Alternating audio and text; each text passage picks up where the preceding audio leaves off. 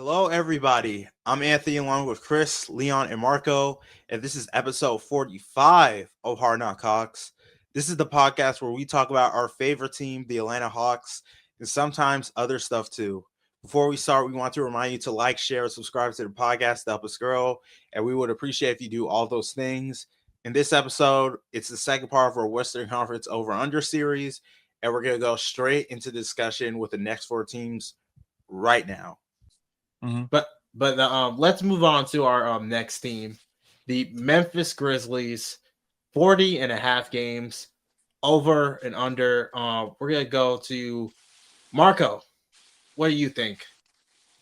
Hi, how are you? Grizzlies losing Bane will hurt a lot more than some people would try to say it. And they had Jalen Wells come up. Yes, I understand, but Jalen Wells is, as of right now, for what we've seen, he is a good player, but he is not replacing Bane's production for that team. It's clear that Memphis really believes in Ja and Triple J a lot. I personally believe that those two won't be healthy enough to get where they want them to get. JJJ has had his issues. Ja's had his issues, even non-injury related issues. So I feel like that'll be whatever. So I actually am going to take. I'm going to take the under there on them because who else is I'm still taking the under. What's their projected 5? I just put let me read it again. John Morant, Kentavious Caldwell-Pope, Jalen Wells, Jaren Jackson Jr., Zach Jesus Edey. Christ, brother. Yeah, give me that under, man. They're definitely not starting both of those guys, the 2 and 3. They're going to start one of them. They had Jalen Wells at the 3? No. Ant is losing it. Oh my God. Sorry, brother. I got you, man. Just you can hear me typing, frivolously and trying to. Yeah, give me that under, man. Get you a real. Oh, I'm definitely. I think. Oh yeah, go for finish. Yeah, even if they have one, like let's say JJJ goes down because that's the most common one to go down. Even then, Ja isn't the type of guy to really carry it by himself. There's been instances he can, but at the end of the day, I'm not like Ja Morant can still get this team over the hump. Especially again, you lost Bane to KCP. He's falling off slowly and surely. He is falling off. He didn't move the needle in Orlando like they projected him to move the needle. So it's like, what do you think he's going to do for Memphis? So I don't. Yeah, give me that hard under actually. But you can go ahead now, Leon. Hard over. You just wanted to be different, huh? No, I mean I didn't. Different than you. You the only other person that went. Yeah, man. No, I mean the roster's good. Like Bane's really good, and it's gonna be it's truly just gonna be tough to get his replace his production, but they're clearly moneyballing it and trying to recreate him in the aggregate. Jalen Wells, the defense, the toughness, Cedric Howard, the shooting. You still got Scottie Pippen Jr. You still got obviously you got Ja. Obviously, KCP can keep the ball moving. He's not a playmaker per se. Did I say KCP? I might have said something else. You said KCP. I did. Okay, I was wondering. I was worried there for a second. So it's tough, but 40 and a half wins, I just don't think they're that bad of a team. They still got 2 very solid 7-footers. Well, really 3 if you add Jock Landale, Sidney Aldama, and Zach Edey, and obviously they have Jaren Jackson Jr. And they're a pretty young team. They got some young guys coming up that have some promise. Vince Williams, tough defender. Gigi's trying to figure it out. He's obviously talented. We all know that's true. Brandon Clark's now an extra year removed from his injury, so he should be rounding back into form. Jalen Wells, year 2.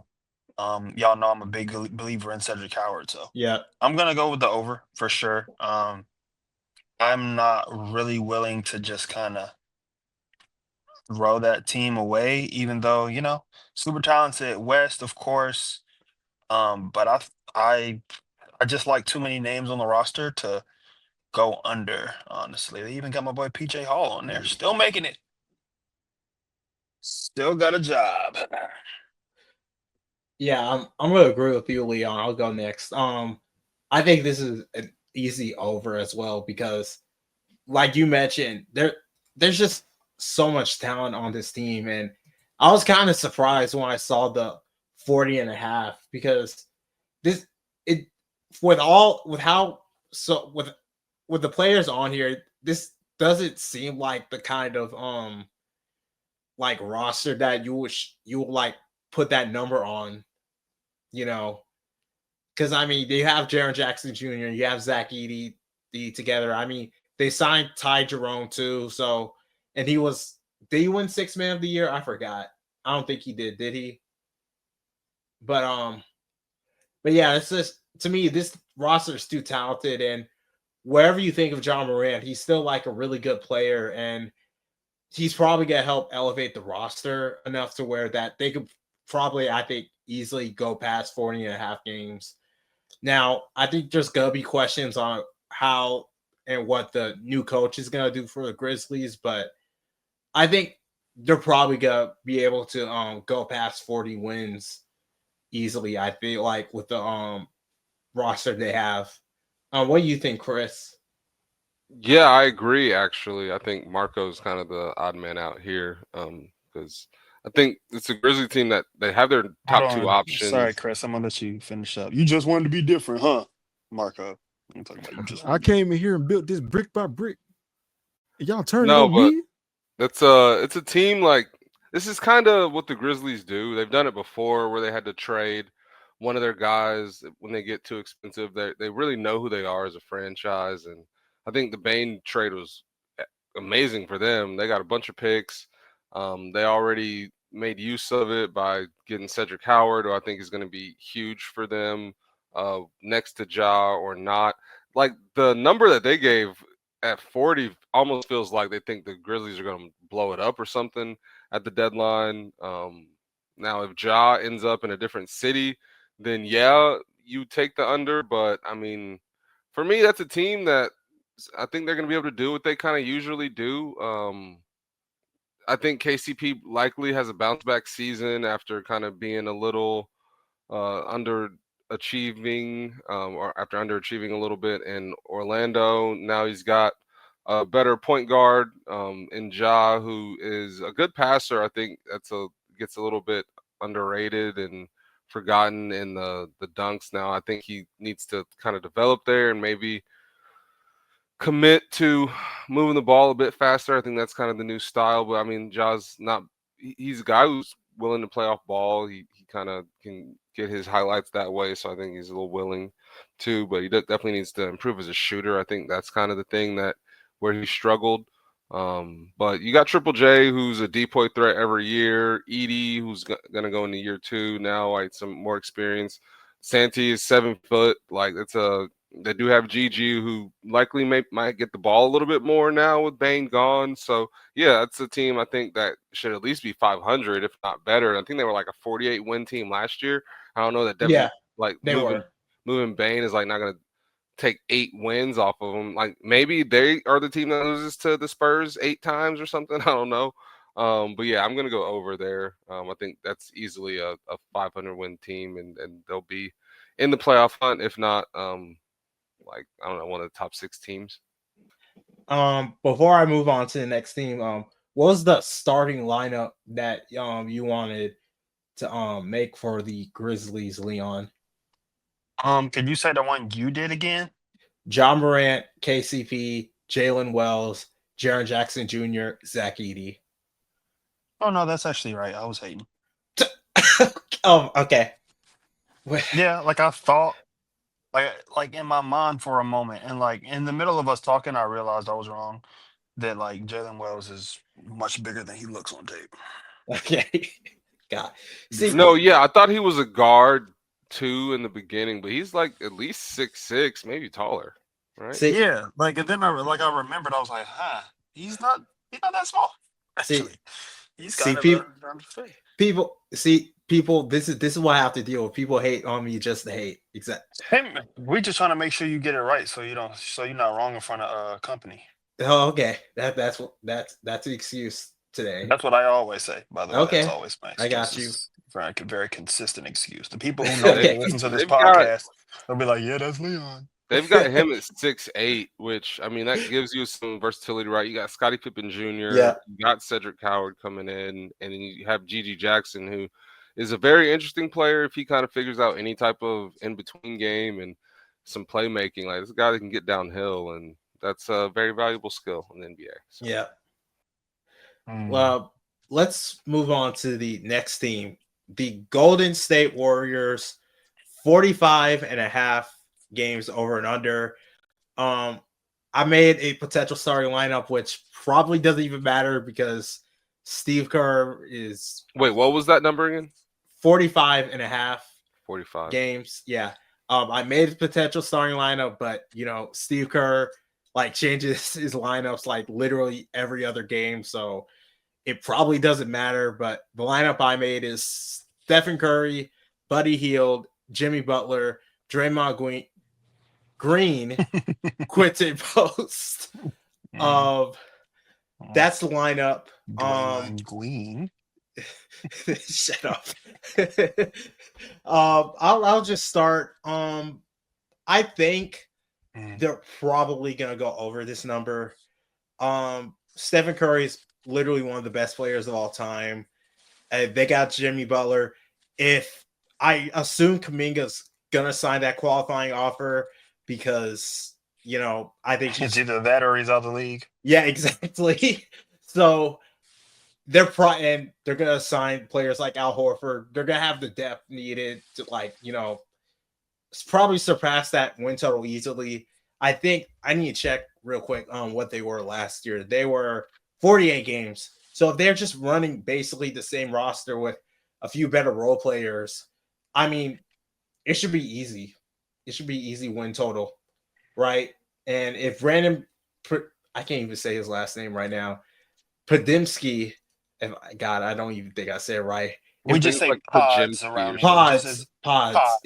If Pods, if Pods, who was injured last season, comes back. That's healthy. What we're calling it when you're not good at basketball, injured. Okay. Listen, he had a good rookie year, I felt like, and he had a bad sophomore year. Sometimes that happens. It happens. Sophomore slump. And then, he can have his good third year, and then we'll be like, okay, it happens, right? And let me see. And if that happens, then, I mean, it could be good for the Warriors, and they could potentially come back. Well, I think 45.5, they could probably go above that easily. What do you think, Chris? Well, you guys know I love Steve Kerr. That's a team I think could win 50 games. After adding Jimmy, they brought in when you have Steph Curry and Draymond, you really just need another vet. To be fair, they need another star, right? But when you do bring in another star, you really balance the floor for Steph. He's a guy who needs someone else that can take the ball so that he can go do his thing. If it's all on Steph, then he becomes easier to guard, and I think the others get exposed a bit more. With their system, they need specific players, and if they can't really run it, then it doesn't look right. But when Jimmy came over, they were really good down the stretch. I think that's a team that's going to win a lot of games, and I don't think that Buddy's going to start. Obviously, he's an amazing shooter, but with Steph, they just kind of like to get some defenders out there, and so it'll be interesting to see who they do go with. I'm not sure if that roster is finished. I do think they really would love to get LeBron James in there. I don't know how it would work for them getting LeBron because they might have to lose Jimmy in that, which really kind of kills the defense. I think he's helps them a lot on that perimeter. They really need that level of defender outside. When you have Steph Curry, you really need someone that can handle a lot of different type of matchups, and it lets Draymond kind of do his thing as a freelancer and kind of net everything up and cut things off early. So yeah, I think that's going to be a 50-win team as long as everybody's healthy. And yeah, we'll see what the front office pulls off. So I think they'll likely be aggressive. Steph doesn't have much time left, and I think if you bring in the right piece, that's a team that could be in the Western Conference Finals. But yeah, we'll see. Over. Appreciate you for keeping the joke going. I'll say the over too. I believe in Curry, Jimmy. Like Chris said, down when Jimmy got there and they went down the stretch, Jimmy was like a really big part of what that team contributing, winning wise, scoring. And I think Jimmy just one player that's always aggressive no matter what. I've always loved Jimmy. Wherever he played at, it's always one guy. I know he can go out there and do what you exactly expect him to do. And that's a good player in my book. So I'll take the over. Curry's in trying to get that final ring mode, so he's going to be more aggressive. They got some nice additions with Buddy. And at deadline, if they're in a good position, they probably could just go grab somebody, that can get them over that hump, or they might be the Sabonis team, like you were saying earlier, because Kuminga is still on that roster, and Kuminga did want to go to Sacramento, so something might be there. Something could happen. Sabonis might just be the guy to get them over that hump, or don't want to say that name. But yeah, I believe in the Warriors this year, so I will say over. Over. What do you think, Leon? Or It's another unction, man. It's another unction, and all the kids is there because there's like nobody on that roster. And just so we're clear, they only have like 9 guys under contract right now. yeah, And because like the players that are in quote unquote their prime, and your prime to me is like, 25-ish to 30, are Tracy Jackson Davis, who's in his like 3rd year in the league, so he was like a 22-year-old rookie.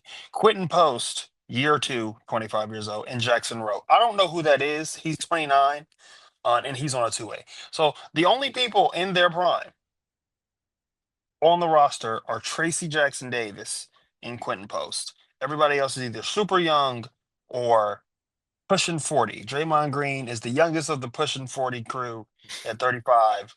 Buddy Hield is 33, and he's been old since he was 20. So I want to go over because the talent, quote unquote, on the roster is very good. You got a solid big three: Steph, Jimmy, Draymond, right? And then like after that, it's like guys that I like, but it's like I just know you're not. You still holding Moses Moody hostage. I don't even know if Bucket's gonna be on your team or not. I'm gonna, go I'm just gonna follow my gut here, right? Everything in me wants to say over. My mind wants to say over, but my gut's saying under. So I'm just gonna go with under today. you think the drop off is coming, don't It you? just It's like stars are about to align. Like it just doesn't look like it. It's like, okay, yeah, Steph, Jimmy, Draymond, and then if you and I literally have it right in front of me: Steph, Jimmy, Draymond. After that, it's Moses Moody, Buddy Hield, Pods, Guy Santos. Like, what is this, Naruto? Trace Jackson Davis, Quentin Post Jack. Nah, I mean, I can see it mainly nah. because, like, let's just say if Draymond just has like some kind of drop off, then it's over, right? I mean, It's he's not an expensive backpack for 30. So, yeah. So not my words. That's a quote. Oh, like, I can see it, right? just they could like Chris said, on paper, this is probably a 50-win team. Yeah. It just kind of, unless they get Braun, right? But I I just don't think do they have ifs. one more I'm just year gonna hold left. on to the under. I think Yeah, they you're got one more probably year right. left. You're probably right. I'm usually premature on these things. They could just squeeze a little more juice out of it, Yeah, Jesus. I mean, 36, 37. 36, 37. Your two best players are 36 and 37. And the old heads are winning these days, but man, it's gonna be a lot of teams that are young-ish and hungry that you're gonna see that usually would just not be talented enough to mess with you. Yeah. But if you see Portland and they in March and they're trying to make the play-in and you're just kind of coasting, they might beat you. They might beat you. Like they're talented enough to beat you. Same thing with the Spurs. Same thing with. I mean, like, yeah, they'll probably just beat the Jazz or whatever because they're still holding on for dear life, trying to get into that top three. But yeah, I'm just gonna go under, man. My gut tells me under, bro. It's over. Yeah. It's over. Maybe I want it to be over. Over. And speaking of the Jazz, let's talk about the Utah Jazz. It's 18 and a half games over under. We're gonna start with the you Marco over. Copy that. Over. What was their total? 18 and a half over. Goodness. Is anybody lower than them on this? No. They Damn. shared. Yeah. 18 and a half. Who's on that team now that I Oh yeah, care the about? potential starting lineup.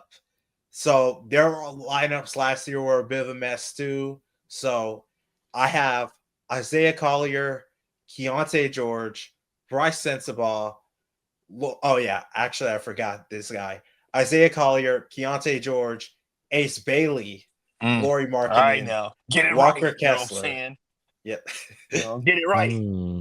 There we go. I like Ace, Laurie, Kessler. There we go.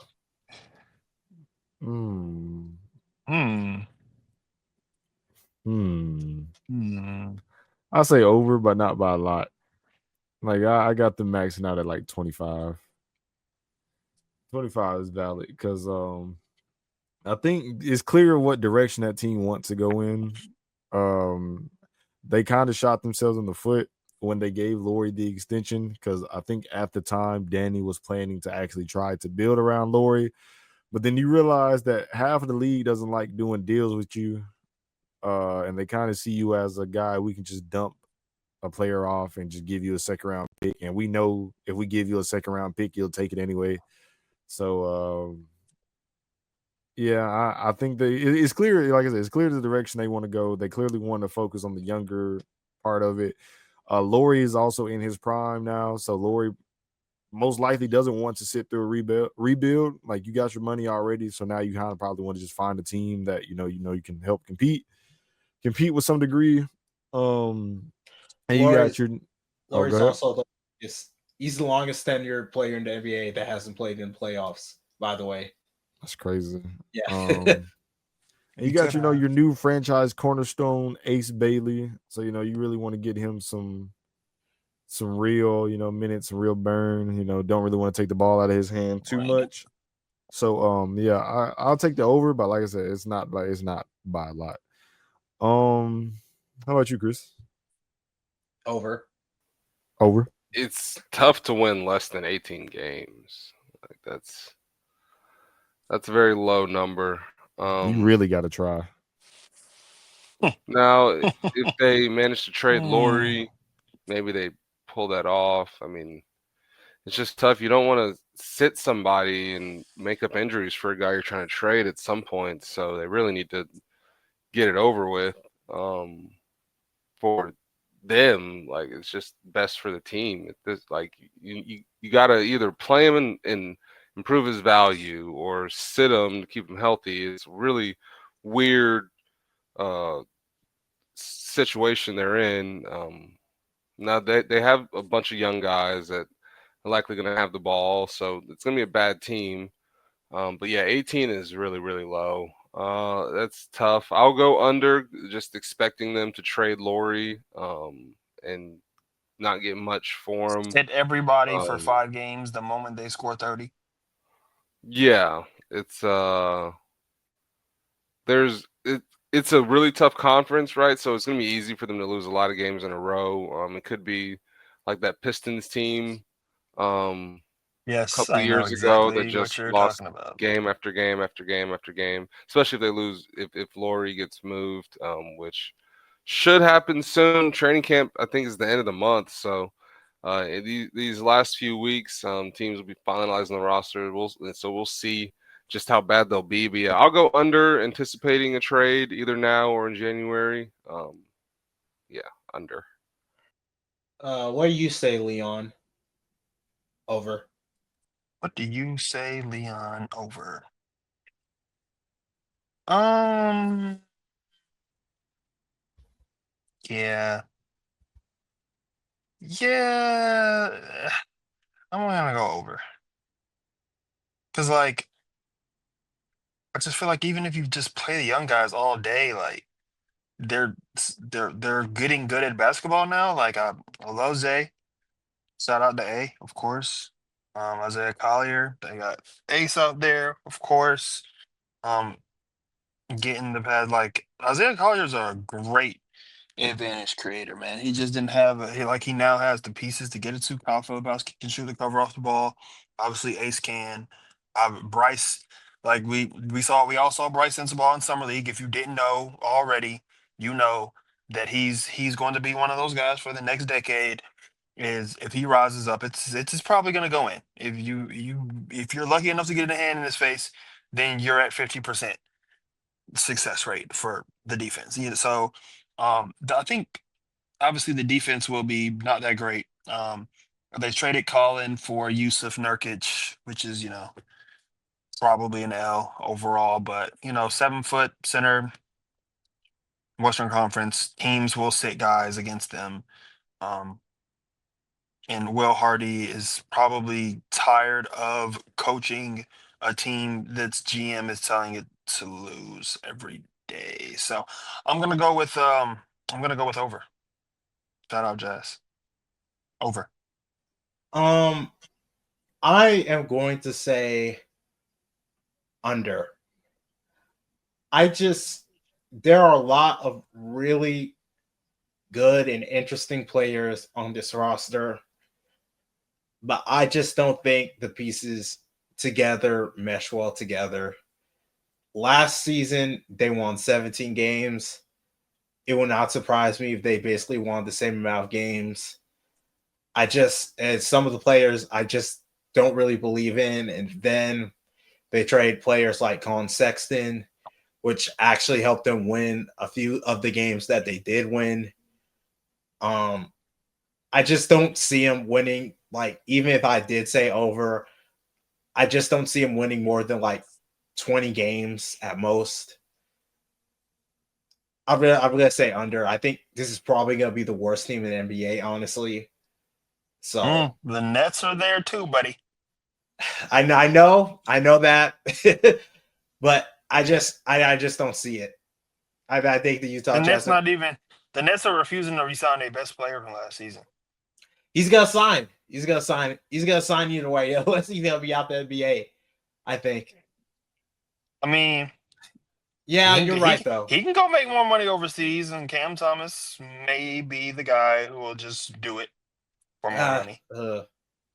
That is interesting. I mean, I could be wrong. I don't know the guy. I think he'll be. If he does that, I'll be absolutely shocked. I don't think he would. Yeah, I'd be kind of shocked too. I'm not gonna lie. I don't think he will do that. That would be insanity. I think I mentioned before that like the league has gone like too far in how they value like guards like Cam Thomas now, but you think so?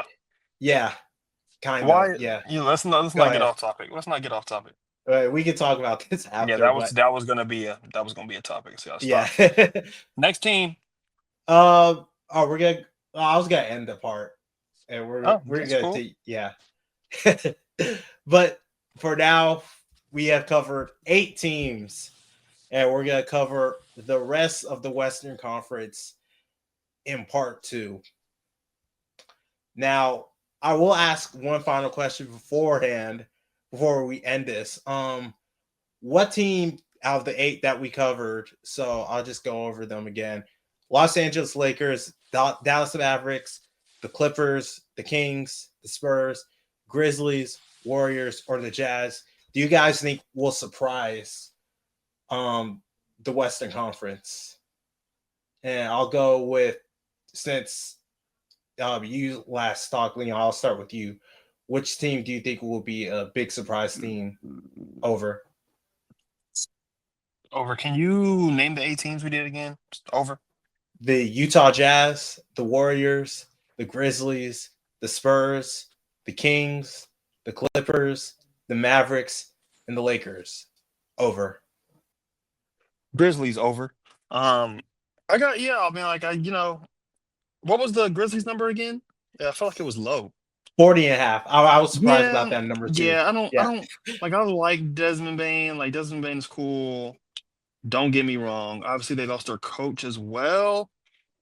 Not really like they didn't hire a nobody. They hired a guy who was in the system and knows what he's doing and been a head coach before, all that kind of stuff.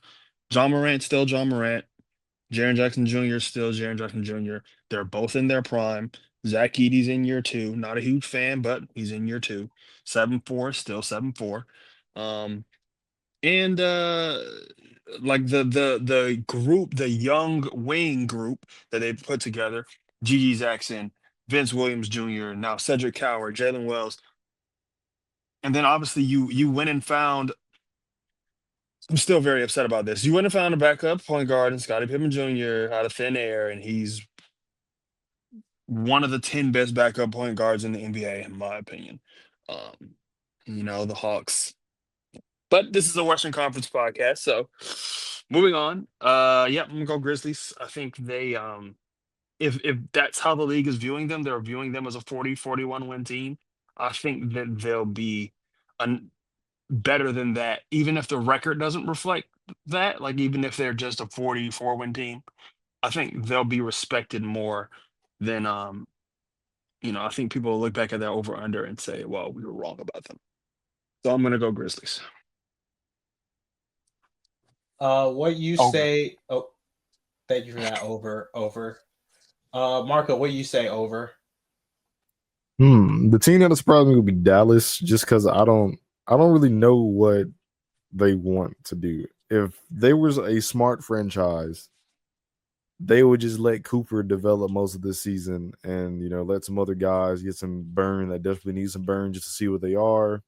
And try to just take this year back, let AD finally get it some time off to rest the multiple bones in his body. And a lot of other things. So I would be surprised if Dallas does better than projected, or I would just be surprised if Kyrie just somehow comes back this season at all. Over. Good to you, Chris. I mean, I was gonna go with the Grizzlies, but Leon did that to start, so I'm trying to decide between the Spurs and the Warriors, and it's like tough because I'm not sure either of those teams winning would be a major surprise. Like I feel like the media and most people, or a lot of people, are like wanting those teams to win, but I think I'll go with the Spurs exceeding expectations. Even though there's people are anticipating Wemby winning, there's still some questions about if he will. He hasn't really done it yet, and there's been the injury issues, and they do have some young players there. But I think Dylan Harper has a game that can transfer to the NBA pretty quick, and he doesn't have much responsibility. I think he can kind of play freely with what they have around him. And I think Carter Bryant is a guy that could be an impactful defender right away. So that's a team that could probably they could end up around that 4 or 5 area if things go well. De'Aaron needs to be healthy, but I think he's going to be kind of motivated, playing for a team that has some expectations and with one of the marquee players in the league. So yeah, I'll go with the Spurs just because I think the Warriors winning isn't actually that surprising after what they've been doing over the last decade or so. So yeah, Spurs for me. I am going to go with the Sacramento Kings. They have the 2 play-in Kings, DeMar DeRozan and Zach LaVine. I expect them to be in the play-in every year. they need to be in the play-in or there's something wrong in the universe. So Sacramento Kings for me over. And with that ends episode 44 of Hard Knock Hawks. Make sure to like, subscribe, share the podcast. And we thank you so much for listening to this episode. We will see you next time on part 2. Congratulations, Hall of Fame class 2025. Congratulations, Carmelo Anthony and Maya Moore. Over. Shut and up, Dwight Maya Moore. Howard over. Hawks legends Dwight Howard and Carmelo Anthony. Yes, over. sir. And that was it for part 2. You probably noticed, like, near to the end of the recording, I said that's the end of part 1. I didn't realize how long the recording was at that point, and I was thinking of just uploading the whole thing, but it was just too long at that point. But like I said before, I just decided to split it up. So there will be a part 3 eventually in the coming days. We're going to cover the rest of the 7 teams that we did not cover. So stay tuned for that. Once again, as usual, guys, thank you so much for listening. We will see you all soon for that, and hope everyone has a good one. Peace out.